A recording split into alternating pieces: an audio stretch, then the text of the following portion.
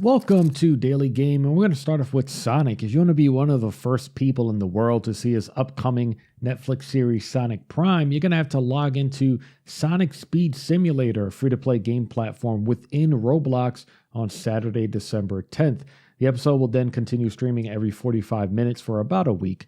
If not, you won't have to wait long for Sonic Prime as it hits Netflix December 15th. Sticking with Sonic, lead programmer of the original game, Yuji Naka, was arrested once again for insider trading. The first time around, it was about a new Dragon Quest game, and this time he was arrested along with former Square Enix employee Taisuke Sasaki for allegedly investing in A-Team Entertainment based on non-public knowledge of Square Enix's future plans to work with the studio on the Final Fantasy VII, the first Soldier mobile game. And Japan really takes this insider trading thing seriously. If this country did that, we'd probably fill up the jails overnight. Hideo Kojima is once again teasing his next game by releasing another poster, this time with the question, how come? Previous teasers, Who Am I and Where Am I, were revealed to be actresses Elle Fanning and Shiori Kutsuna.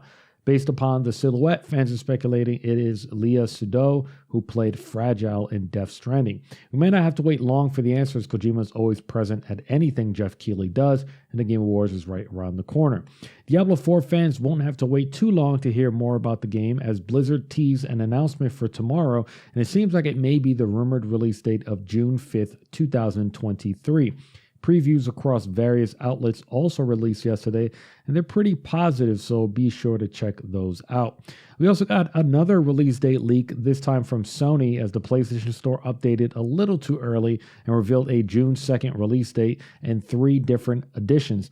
The Deluxe Edition comes with a Year 1 Character Pass, while the Ultimate includes something called the Ultimate Pass.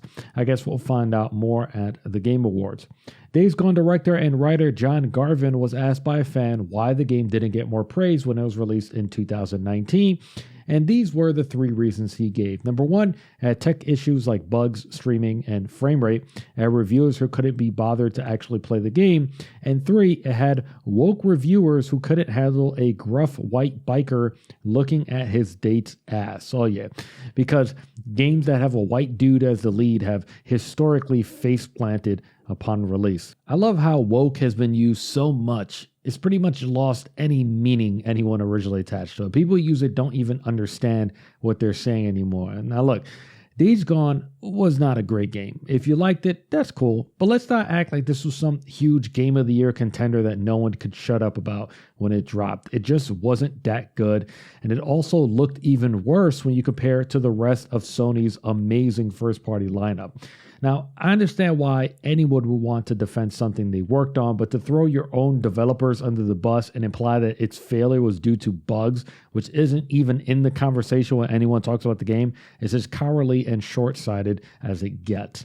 And finally, Phil Spencer announced via Twitter that Microsoft has entered into a 10-year commitment to bring Call of Duty to Nintendo and a commitment to keep Call of Duty on Steam.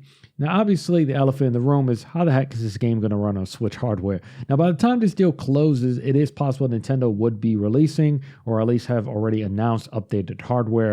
And it's looking likely that might happen around holiday 2023 as Switch really is starting to hit its limit. Now, I still believe Nintendo should release a new Nintendo Switch and trigger like the Xbox Series X to the current Switch's Xbox Series S and allow developers to make games exclusively for this newer system. And at the very least, Call of Duty Mobile will work really well in Switch, and I'm sure they could create a version of Warzone 2. Now, I've seen some people bring up cloud versions of Call of Duty, but I kind of don't think that's the way to go, especially with multiplayer being such a big part of the franchise, but of course that is an option that's available.